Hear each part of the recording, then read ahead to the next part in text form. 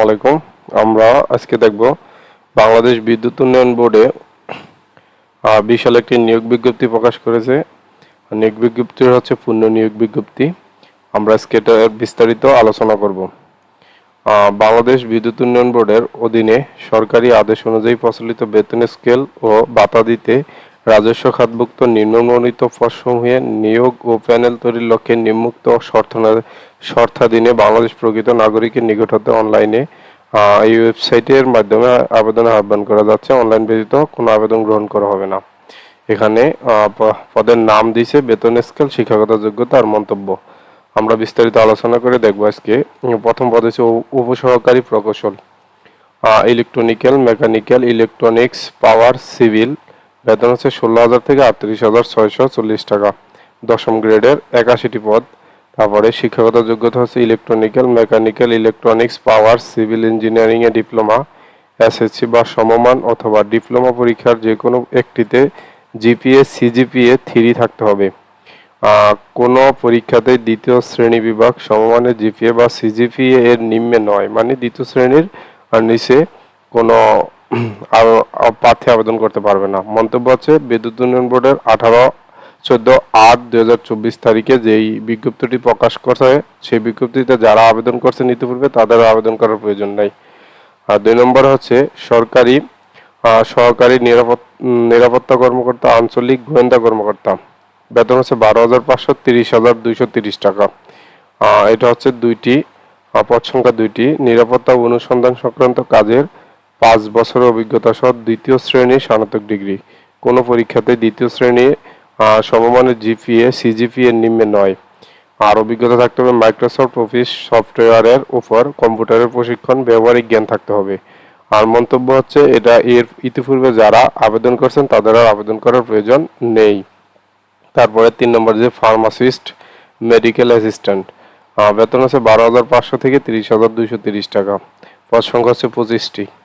কোনো স্বীকৃত প্রতিষ্ঠান হতে diploma in pharmacy, diploma in medical technology, diploma in medical ফ্যাকালিস্ট সমমান সংশ্লিষ্ট কাজে 3 বছরের অভিজ্ঞতা। কোনো পরীক্ষাতেই দ্বিতীয় শ্রেণী বিভাগে সমমানের জিপিএ বা সিজিপিএ নিম্নে নয়, মানে দ্বিতীয় শ্রেণীর নিচে কেউ আবেদন করতে পারবেন না। আর এখানে মন্তব্যের ঘরে যারা ইতিপূর্বে এই পদটিতে আবেদন করছেন তাদের আবেদন করার প্রয়োজন নাই। তারপরে 4 নম্বরে সিনিয়র স্টাফ নার্স। এটা হচ্ছে যে আপনার 11,300 থেকে 27,300 টাকা। পদ সংখ্যা হচ্ছে 4টি। অভিজ্ঞতা হচ্ছে কোনো স্বীকৃত প্রতিষ্ঠানতে ডিপ্লোমা ইন নার্সিং সংশ্লিষ্ট কাজে 5 বছরের অভিজ্ঞতা থাকতে হবে। কোনো পরীক্ষাতেই দ্বিতীয় বিভাগ শ্রেণী সমানের জিপিএ বা সিজিপিএ নিম্নে নয়, মানে আপনার হচ্ছে দ্বিতীয় শ্রেণীর আর নিচে কেউ আবেদন করতে পারবেন না। মন্তব্যই একই। এর আগে ইতিপূর্বে যারা আবেদন করছেন তাদের আর আবেদন করার প্রয়োজন নাই। 5 নম্বর হচ্ছে সহকারী হিসাব রক্ষক। বেতন হচ্ছে 11,000 টাকা থেকে 26,590 টাকা। 30টি। পদ সংখ্যা হচ্ছে 30টি। যোগ্যতা হচ্ছে বাণিজ্য স্নাতক ডিগ্রি। কোনো পরীক্ষাতে দ্বিতীয় শ্রেণী বিভাগ সম্মানের জিপিএ সিজিপিএ নিম্নে নয়। আর মন্তব্য হচ্ছে আপনার ওই ইতিপূর্বে যারা আবেদন করছেন তাদের আবেদন করার প্রয়োজন নেই। এখানে অভিজ্ঞতা চাইছে মাইক্রোসফট অফিস সফটওয়্যারের উপর, কম্পিউটার প্রশিক্ষণ, ব্যবহারিক জ্ঞান থাকতে হবে। দ্বিতীয় পাতায় দেখেন 7 নম্বর পদ জুনিয়র স্টাফ নার্স। বেতনের স্কেল হচ্ছে 9,300 থেকে 22,490 টাকা। পদ সংখ্যা 10টি। ন্যূনতম শিক্ষাগত যোগ্যতা কোনো স্বীকৃত প্রতিষ্ঠান হতে ডিপ্লোমা ইন নার্সিং। কোনো পরীক্ষাতে দ্বিতীয় শ্রেণী বিভাগ সমান পরীক্ষায় জিপিএ সিজিপিএ নিম্নে নয়, মানে দ্বিতীয় শ্রেণীর নিচে কেউ আবেদন করতে পারবেন না। আর মন্তব্য হচ্ছে আপনার এর আগেই যারা এই যে 16/11/2018 সালে যেই পত্রিকা ইয়ার্ডে নিয়োগ বিজ্ঞপ্তিটি প্রকাশ হয়েছে তারা যারা এখানে আবেদন করছেন তাদের আবেদন করার প্রয়োজন নেই। 8 নম্বরে ডেসার। আপনার হচ্ছে বেতন হচ্ছে 8,800 টাকা থেকে 21,310 টাকা।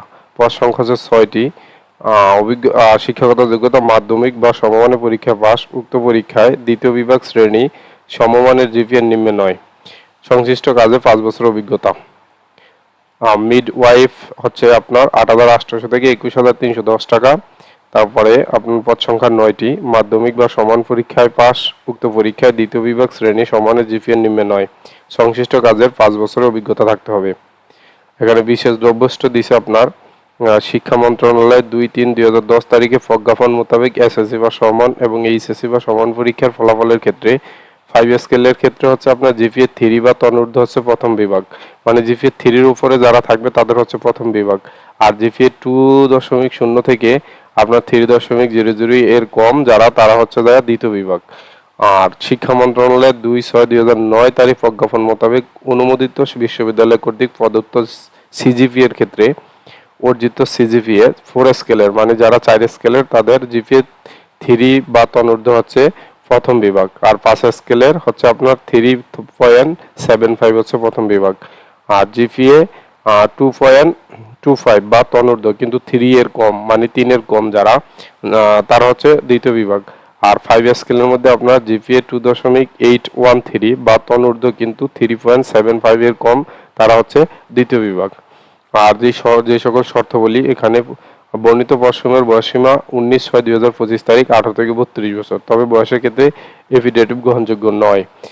সরকারি, আধা সরকারি, স্বশাসিত, আধা স্বশাসিত প্রতিষ্ঠানে চাকরিরত প্রার্থীদের অবশ্যই যথার্থ কর্তৃপক্ষের অনুমোদন গ্রহণপূর্বক আবেদন করতে হবে। মানে আপনারা যারা সরকারি চাকরি করেন অথবা আধা সরকারি বা স্বশাসিত সরকারি বা আধা স্বত্বশাসিত সরকারিতে যারা চাকরি করেন তাদের অবশ্যই প্রতিষ্ঠানের কর্তৃপক্ষের থেকে আবেদন গ্রহণপূর্বক আবেদন করতে হবে। এখানে আরো বিস্তারিত বলা আছে, ভিডিওটি অনেক লম্বা যাবে, এই জন্য আমি বিস্তারিত পড়তেছি না, আপনারা অবশ্যই পড়ে নেবেন। প্রার্থীকে প্রাথমিকভাবে কাগজপত্র প্রেরণ করতে হবে, যে কাগজপত্র লাগবে আমি আর একটু নিচে দেখাচ্ছি।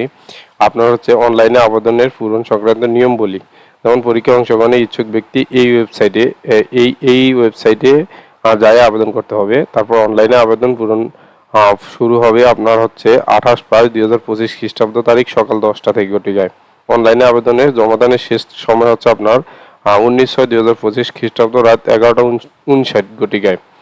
আবেদন জমাদানের শেষ তারিখ হয়েছে 19/6/2025 খ্রিস্টাব্দ তারিখ রাত 11:59 ঘটিকার মধ্যে সিস্টেম হতে স্বয়ংক্রিয়ভাবে ইউজার আইডি প্রাপ্ত প্রার্থীরাই কেবল উক্ত সময়ের পরবর্তী 72 ঘন্টার মধ্যে 22/6/2025 খ্রিস্টাব্দ তারিখ রাত 11:59 ঘটিকার পর্যন্ত এই সময়ের মধ্যে নির্ধারিত ফি জমা দিতে পারবে। নির্ধারিত তারিখ ও সময়ের পূর্বে ও পরে কোনো আবেদন গ্রহণ করা হবে না। অনলাইনে আবেদনপত্র তার মানে স্বাক্ষর, আপনি অনলাইনে আবেদন করার জন্য আপনার যে স্বাক্ষর দিবেন, স্বাক্ষরের দৈর্ঘ্য হবে 300x80 প্রস্থ, ঠিক আছে, পিক্সেল। এবং রঙিন ছবি, যেই ছবি দিবেন ছবির দৈর্ঘ্য হবে 300 × প্রস্থ হবে 300 পিক্সেল, স্ক্যান করে নির্ধারিত স্থানে আপলোড করতে হবে। আপনি যখন অনলাইনে আবেদন করবেন একটা অপশন আসবে যেখানে স্বাক্ষর এবং হচ্ছে আপনার ছবি আপলোড করতে হবে, ওইখানে আপলোড করবেন। ছবির সাইজ সর্বোচ্চ 100 KB, ছবির সাইজ হবে, স্বাক্ষরের সাইজ হবে 60 KB। তারপরে কিভাবে আপনার হচ্ছে পেমেন্ট মেথড কিভাবে সাবমিট করবেন সে বিষয়ে এখানে আলোচনা করা হচ্ছে, আপনারা অবশ্যই বিস্তারিত পড়ে নেবেন। তারপরে হচ্ছে এর নিচে আরো রিকোয়ারমেন্ট আছে কিভাবে আপনি টাকা পেমেন্ট করবেন, এখানে একটা এক্সাম্পল হিসেবে দিয়ে দিছে। এই ছিল আজকে পুরো সার্কুলারটির আলোচনা। যারা হচ্ছে আবেদন করতে চান অনলাইনে অবশ্যই মেসেজ দিবেন, আমরা নিজেরাই করে দিতে পারবো ইনশাল্লাহ। আর আপনারা চাইলে নিজেরাই মোবাইল থেকে অনলাইনে আবেদন করতে পারবেন, এর জন্য আমাদের একটা ভিডিও আছে, আপনারা অবশ্যই ভিডিওটি দেখে নেবেন। এটা হচ্ছে বাংলাদেশ পল্লী বিদ্যুৎ উন্নয়ন বোর্ড, ঠিক আছে। ধন্যবাদ, আসসালামু আলাইকুম।